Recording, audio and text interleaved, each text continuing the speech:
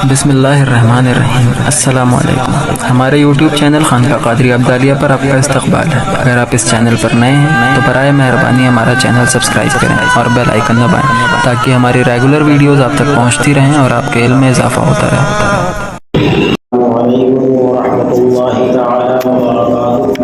الحمد للہ نحمده ونستعینه ونستغفره ونؤمن به ونتوکل علیہ ونعوذ باللہ من شرور انفسنا ومن سیئات اعمالنا، من یهده اللہ فلا مضل له ومن یضلل فلا هادی له، ونشهد ان لا الہ الا اللہ وحدہ لا شریک له، ونشهد ان سیدنا ومولانا محمدا عبده ورسوله۔ قال الله تبارك وتعالى في القرآن المجيد والفرقان الحميد: كنا لباس لكم وأنتم لباس لهم، صدق الله مولانا العظيم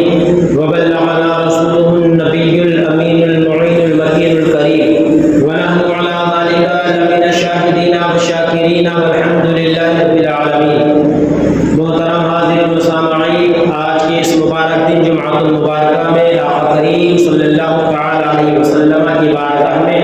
جی لگا کر ہدیہ درود پیش کر لیا جائے۔ پڑھے بآواز بلند اللہم صلی علی سیدنا مولانا محمد وعلی الجود والکرم وآلہ الکرام وطہر قریب وبارک وسلم۔ حضرات محترم، پچھلے 2-3 جمعے سے ہمارے یہاں کا جو شادیات کا رواج ہے، جو رسم ہے، جس کا شریعت مطہرہ سے کوسوں دور تک کوئی تعلق نہیں ہے، ایسی رسمیں، ایسے رواج ہمارے یہاں سرایت کر چکے ہیں۔ اس پر گفتگو چل رہی تھی اور ساتھ ہی ساتھ یہ بتایا گیا کہ اللہ تبارک و تعالیٰ نے ہم تمام لوگوں کو جو دنیا میں بھیجا تو ہم سے قبل ہم جن کے امتی ہیں نبی رحمت صلی اللہ تعالی علیہ وسلم، جن کی امت میں اللہ تبارک و تعالی نے ہمیں پیدا فرمایا، تو اللہ کے پیارے حبیب صلی اللہ تعالی علیہ وسلم کی ذات گرامی، آپ کی سیرت طیبہ ہمارے لیے مشعل راہ ہے۔ لہذا جو بھی صاحبان ایمان یہ چاہتے ہیں کہ اللہ تبارک و تعالی کی رضا حاصل ہو، تو اللہ کی رضا رضائے مصطفیٰ صلی اللہ تعالی علیہ وسلم میں ہے، اور رضائے مصطفیٰ صلی اللہ تعالی علیہ وسلم سیرت مصطفیٰ صلی اللہ علیہ وسلم کو اپنانے میں ہے۔ خدا کی رضا چاہتے ہیں تو عالم، خدا کی رضا چاہتے ہیں تو عالم، خدا چاہتا ہے رضائے محمد صلی اللہ تعالی علیہ وسلم۔ اسی کے تحت اللہ تبارک و تعالی نے قرآن مجید میں ارشاد فرمایا، جو خطبہ مسمومہ کے بعد پچھلے 2 جمعے میں نے عرض کیا، لقد کان لکم فی رسول اللہ اسوۃ حسنہ۔ میرے عزیزوں، اسی کے تحت اگر ہم زندگی گزار رہے ہیں تو ہم کامیاب اور کامران ہیں۔ آقا کریم صلی اللہ تعالی علیہ وسلم کی ازواج مطہرات کی حیات مبارکہ جب آپ پڑھیں گے، ان کی سیرت کو جانیں گے، تو آپ کو یہ پتہ چلے گا کہ شوہر کا حق کیا ہوتا ہے۔ اور پھر خود آقا کریم صلی اللہ تعالی علیہ وسلم نے ازواج مطہرات امہات المومنین کے ساتھ جو حسن سلوک کیا، جو اخلاق پیش فرمایا ہے، وہ ہمیں اور آپ کو سیکھنا اور جاننا چاہیے۔ صرف نکاح کر لینا، صرف شادی کر لینا، یہ حقوق ادا نہیں ہوتے ہیں، بلکہ حقوق کی ادائیگی کے لیے قرآن مقدس میں آیا ہے لباس لکم وانتم لباس لہم۔ اللہ تبارک و تعالی نے فرمایا کہ مرد عورت کا لباس ہے اور عورت مرد کا لباس ہے، یعنی کہ جو شوہر ہے وہ اپنی بیوی کا لباس ہے اور بیوی شوہر کا لباس ہے۔ خلاصہ کلام یہ ہے، مفہوم آیت یہ ہے کہ جس طریقے سے ہم نے لباس کو پہن لیا ہے تو ہمارے جسم کے اندر کتنے داغ ہیں، کتنے دھبے ہیں، کتنے کٹے ہوئے کے نشان ہیں، کتنے تل ہیں، دھبے ہیں، وہ نظر نہیں آتے۔ اسی طریقے سے اللہ تبارک و تعالی ہمیں اور آپ کو یہ بتانا چاہتا ہے اس آیت کے تحت کہ جب تم نکاح کر کے ایک دوسرے کے رشتے سے منسلک ہو جاؤ، جڑ جاؤ، تو پھر ایک دوسرے کی کمیوں کو اجاگر نہ کرو، بلکہ لباس کی مانند ایک دوسرے کی کمیوں کو ڈھانپ لیا کرو، لوگوں کے سامنے اس کو عیاں نہ کرو۔ دوسرا، ایک سردی کا موسم قریب سے قریب تر ہے، سرد ہوائیں جب چلتی ہیں تو یہی لباس ہمیں ان سردیوں سے بچاتا ہے، سرد ہواؤں سے بچاتا ہے۔ ہم ایک لباس نہیں 2 لباس پہن لیا کرتے ہیں، 3 پہن لیا کرتے ہیں۔ الغرض یہ کہ یہ لباس ہمیں سردی سے بچایا کرتا ہے۔ اسی طریقے پر دھوپ کی بہت زیادہ تمازت ہے تو ہم اسی کپڑے کا ایک چھاتا چھتری لگاتے ہیں، تو پتہ یہ چلا کہ جب ہمارے اوپر موسم کے تھپیڑے اپنی آندھیوں کے ساتھ، اپنی سردیوں کے ساتھ، اپنے شعلوں کے ساتھ بڑھا کرتے ہیں تو یہ لباس ہمیں ڈھک لیا کرتا ہے۔ تو ہماری ذاتی زندگی میں بھی یہ اصول ہونا چاہیے کہ بیوی کے ساتھ اگر کوئی پریشانی لاحق ہے، بیوی کے ساتھ اگر کوئی بیماری لاحق ہے تو مرد جس طریقے سے یہ لباس ہمیں سردی سے بچا رہا ہے، اسی طریقے سے رب نے ہمیں بیوی کا لباس بنایا ہے کہ اس بیماری سے، اس پریشانی سے اسے نجات دلانے کے لیے، اسے حفاظتی دستہ مہیا کرنے کے لیے مرد اس کے شانہ بشانہ کھڑا رہے۔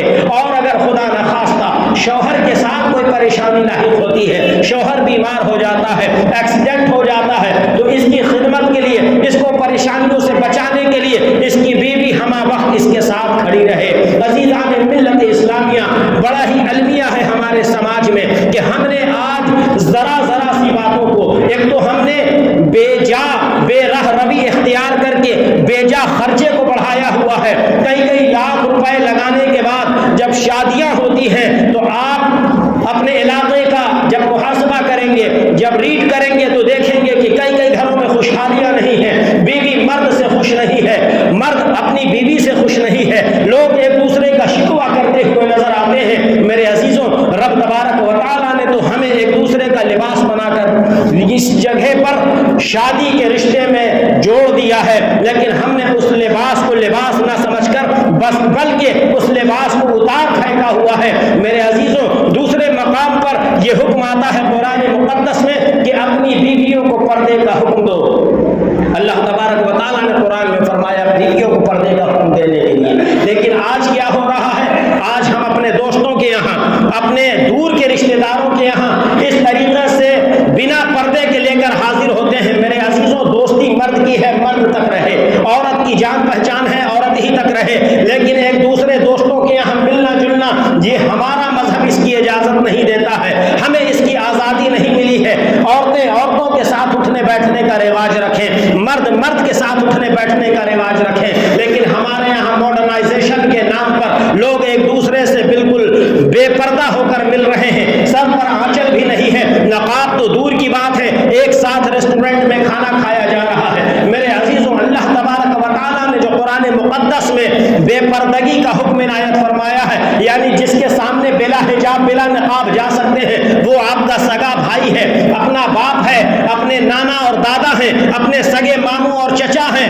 اپنے سگے خالو ہیں۔ اس کے علاوہ اللہ تبارک و تعالیٰ نے اس متعلق ارشاد فرمایا ہے کہ چچا زاد بھائی ہے، اس سے پردہ کرنا ہے، چچا پھوپھی زاد بھائی ہے، اس سے پردہ کرنا ہے، خالہ زاد بھائی ہے، اس سے پردہ کرنا ہے، ماموں زاد بھائی ہے، اس سے پردہ کرنا ہے۔ لیکن ماموں زاد، چچا زاد، خالہ زاد بھائی تو دور کی بات ہے، اگر چچا زاد بھائی کا سالہ بھی ہمارے یہاں آ گیا تو ہمارے گھر کی خواتین ان کے لیے ناشتے اور ان کے اہتمام کرنے کے لیے بے پردہ ان کے سامنے چلی جایا کرتے ہیں، جبکہ شریعت اس کی اجازت نہیں دیتی ہے۔ میرے عزیزوں، کچھ ایسے گناہ ہمارے یہاں سرایت کر گئے ہیں کہ ہم اسے گناہ سمجھتے ہی نہیں ہیں، دراصل وہ اللہ کے یہاں رسول اللہ صلی اللہ علیہ وسلم کی شریعت کے مطابق گناہ کبیرہ میں شمار ہے۔ حرام ہے غیر محرم کے سامنے بے پردہ جانا، لیکن ہم نے اس گناہ کو گناہ سمجھا ہی نہیں ہے۔ اسی طریقے پر النکاح من سنتی، اللہ تبارک و تعالیٰ کے حبیب صلی اللہ تعالیٰ علیہ وسلم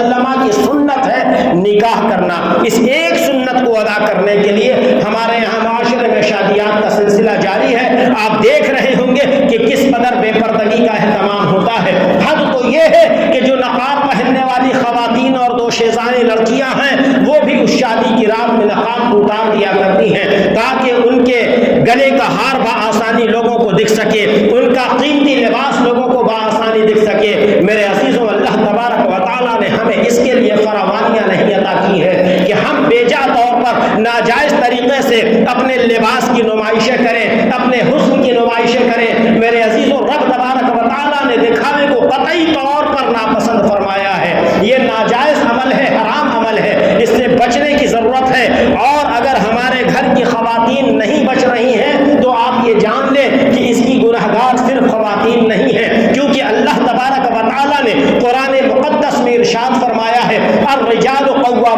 النساء، ہم نے مردوں کو عورتوں پر ان کا حاکم بنایا ہے۔ عزیزان ملت اسلامیہ، اگر آپ اپنے گھر کے حاکم ہیں، اپنے گھر کے سروا ہیں، مین پرسن اللہ تبارک و تعالیٰ نے آپ کو بنایا ہے، تو پھر آپ کی ذمہ داری ہے کہ آپ کی بیوی، آپ کی بہن، آپ کی بیٹی اگر بے پردہ کہیں کسی کے سامنے جا رہی ہے تو تنے تنہا وہ گناہگار نہیں ہو رہی ہے، چونکہ ذمہ دار اللہ تبارک و تعالیٰ نے آپ کو بنایا ہے، گھر کا گارجین آپ کو بنایا ہے، گھر کا مسئول آپ کو بنایا ہے۔ اگر آپ کی وجہ سے گھر کا اصول بکھر رہا ہے، گھر کا سسٹم ٹوٹ رہا ہے، تو پھر عزیزان ملت اسلامیہ اللہ کے یہاں گرفت ہوگی۔ حدیث مبارکہ میں آتا ہے، سرکار دو عالم صلی اللہ تعالی علیہ وسلم کے فرمان کی روشنی میں دیکھا جائے کہ ایک عورت کو جب جہنم میں جانے کا حکم ہوا کہ تو بے پردہ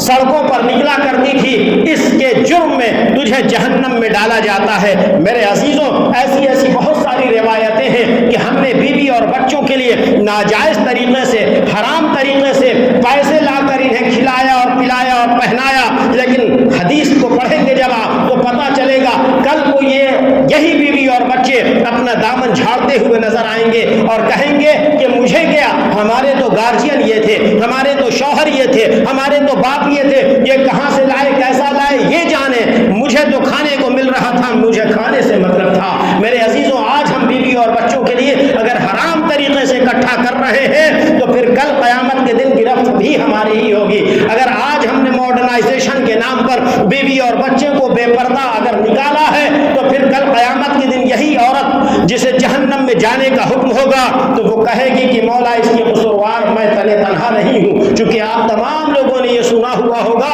کہ کل قیامت کے دن نفسی نفسی کا عالم ہوگا، کوئی کسی کا پرسان حال نہیں ہوگا، باپ بیٹے کا نہیں ہوگا، بیٹا باپ کا نہیں ہوگا، ماں بیٹے کی نہیں ہوگی۔ پوری دنیا میں، دنیا بھر میں کتابیں بھری پڑی ہیں، حکایتیں بھری پڑی ہیں، روایتیں بھری پڑی ہیں ماں کی ممتا کی، ماں کی قربانیوں کی، کہ ماں بھوکے پیٹ رہ جاتی ہے، بچوں کو کھانا کھلاتی ہے، ماں جاڑے کے دنوں میں، سردی کے دنوں میں بچے کے پیشاب والے گیلے بستر پر سو جاتی ہے، بھیگے ہوئے بستر پر سو جاتی ہے، بچے کو اپنے سوکھے بستر پر سلاتی ہے۔ لیکن کل قیامت کا دن کیسا نفسی نفسی کا عالم ہوگا کہ ماں اپنے بیٹے کو محض ایک نیکی بیٹا مانگنے جائے گا کہ ماں اگر تو مجھے ایک نیکی عنایت فرما دے تو میرا جنت میں جانے کا راستہ آسان ہو جائے گا، میں بآسانی جنت میں چلا جاؤں گا۔ ماں کہے گی کہ بیٹا آج وہ دنیا کا معاملہ تھا، آج کا جو معاملہ ہے وہ بڑا نفسی نفسی کا معاملہ ہے، میں اگر تجھے ایک نیکی دے دیتی ہوں اور میرے میزان پر، میرے نامہ اعمال میں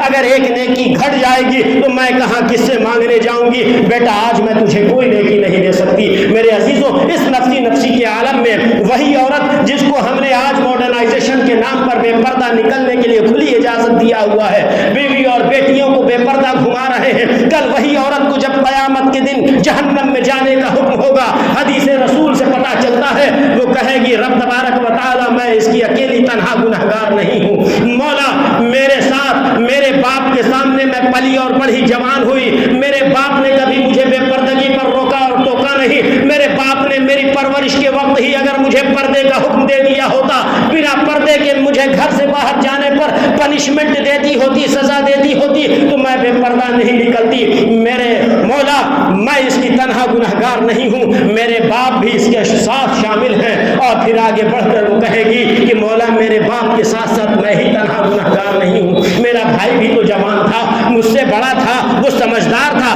اس کے پاس علم بھی تھا، لیکن اس نے بھی کبھی نہیں روکا۔ مولا اگر اس نے بھی روکا ہوتا تو شاید کہ میں بڑے بھائی کے خوف سے، ڈر سے بے پردہ باہر نکلنا بند کر دیتی، لیکن اس نے بھی کبھی نہیں روکا ٹوکا۔ دو مرد گرفتار ہو گئے ہیں، جب اسی لڑکی کی شادی ہوئی ہے وہ کہتی ہے کہ مولا جب اسی باپ اور بھائی نے مجھے ڈولی پر بٹھا کر بھیج دیا ہے، جب میں اپنے سسرال پہنچی ہوں تو میرے شوہر نے بھی مجھے پردے کا حکم نہیں دیا، میرا شوہر جو کہ میرا مالک تھا، جسے تیرے حبیب صلی اللہ تعالی علیہ وسلم نے فرمایا ہے کہ رب تبارک و تعالی کے سجدے کے علاوہ اگر کسی اور کو سجدہ کرنا جائز ہوتا تو میں بیویوں کو، عورتوں کو یہ حکم دیتا کہ وہ اپنے شوہر کا سجدہ کریں۔ مولا تبارک و تعالی جو ہمارا مصنوعی خدا تھا، مولا اس نے بھی مجھے پردے سے نہیں روکا، بلکہ اس نے تو پارٹیوں میں جانا ہے تو نقاب پہن کر کیا کرو گی، اچھا نہیں لگے گا، یہ سب اولڈ معاملہ ہے، یہ سب سقیہ نوسیوں کا معاملہ ہے، ہم لوگ تو آج کل نئے دور میں جی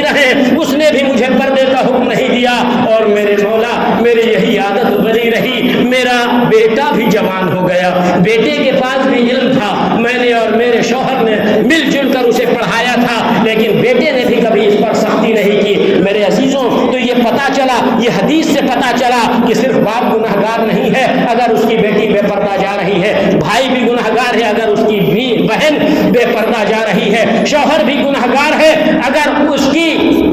بیوی بے پردہ جا رہی ہے، اور بیٹے کو بھی یہ نہیں سوچنا ہے کہ ارے یہ تو میری اماں ہے، ہم ان کو کیسے پردے کا حکم دیں۔ کل کو اماں بیٹے کو بھی گھسیٹ رہی ہے کہ میرا بیٹا بھی عاقل و بالغ تھا، سمجھدار تھا، اس نے بھی اس طرف کبھی توجہ نہیں دلائی کہ اماں پردہ کر لو۔ میرے عزیزوں، تو پتہ یہ چلا کہ ایک عورت اپنے ساتھ 4 مردوں کو جہنم میں لے جائے گی۔ لہٰذا میرے عزیزوں، اپنے گھر کے ماحول کو سدھارنے کی ضرورت ہے، ہمیں دوسروں کو نہیں دیکھنا ہے، اغیار کو نہیں دیکھنا ہے، ان کے تو عقیدے میں آخرت ہی نہیں ہے، ان کے عقیدے میں تو 7 جنم ہے، ممکن ہے کہ وہ اس جنم میں اس لیے برائیاں کر رہے ہیں کہ اگلے جنم میں وہ اچھائیاں کر لیں گے، ان کے یہاں کا یہ عقیدہ ہے، لیکن کیا ہمارا اور آپ کا بھی یہ عقیدہ ہے کہ اس جنم میں جیسے تیسے گزار لو، عیش موج رنگ ریلیاں کر لو، پھر اگلے جنم میں اللہ کی عبادت کر لیں گے؟ میرے عزیزوں، فرسٹ اینڈ لاسٹ چانس ہے یہ، پہلا اور آخری جنم ہے یہ۔ دنیا میں جو بندہ آیا ہے، آخرت میں اسی کے جسم میں روح لوٹائی جائے گی، اب دوبارہ اس کا کبھی جنم نہیں ہونے والا ہے۔ دوبارہ جو ایک بار اسے روح لوٹائی جائے گی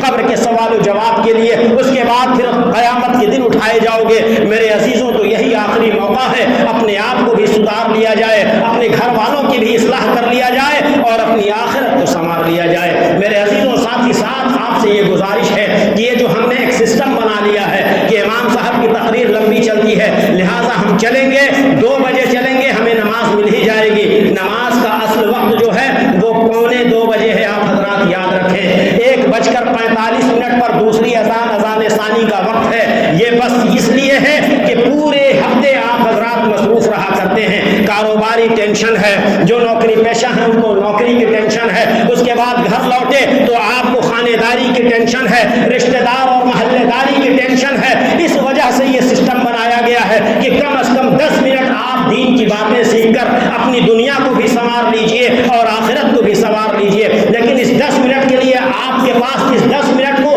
اپنا گریس پیریڈ جان کر، اپنے لیے موقع غنیمت جان کر، یہی 10 منٹ آپ دکان پر لگا دیں گے کہ ارے اب یہ امام صاحب 10 منٹ بیان کریں گے، 20 منٹ بیان کریں گے، اس طرح 2-3 کسٹمر دیکھ لیں۔ تو میرے عزیزوں، اذان ہونے کے بعد جس شخص نے بھی اپنی دکان میں وقت دیا ہے، گویا کہ اس نے ناجائز عمل کیا ہے۔ قرآن مقدس میں آتا ہے، سورۃ الجمعہ میں اللہ تبارک و تعالیٰ نے ارشاد فرمایا کہ جب اذان جمعہ ہو جائے تو خرید و فروخت بند کر دو۔ تو گویا کہ اب اگر آپ اذان ہونے کے بعد بھی خرید و فروخت میں مشغول ہیں تو گویا کہ آپ ناجائز عمل، اللہ تبارک و تعالیٰ کی خلاف ورزی کر رہے ہیں۔ تو ضرورت اس بات کی ہے کہ جو ہی اذان ہو، آپ چاہیں تو اپنے دکان کو بند کریں، یا آپ کے پاس کوئی اور بھائی یا کوئی دوسرا بندہ ہے اسے بیٹھا لیں، اور وہ چونکہ پہلے سے پڑھ کے آیا ہوا ہوگا کہیں، آپ فوراً مسجد کا رخ کریں۔ مسجد کا رخ کر لیں گے تو انشاءاللہ تبارک و تعالیٰ اللہ آپ کے ہر قدم کے بدلے آپ کو نیکیاں بھی عنایت فرمائے گا، ساتھ ہی ساتھ آپ کے روزگار میں برکتیں بھی عطا فرمائے گا، اور اس کے ساتھ آپ کو دین کی باتیں بھی سننے کو مل جائیں گی، جس سے آپ کا ذہن کشادہ ہوگا، آپ کے دل میں خوف الہی پیدا ہوگا، اور آپ کو انشاءاللہ تبارک و تعالیٰ اس پہ عمل پیرا ہو گئے تو رضا الہی بھی حاصل ہوگی۔ اللہ سے دعا ہے ہم تمام لوگوں کو عمل کی توفیق عطا فرمائے۔ وآخر دعوانا الحمدللہ رب العالمین۔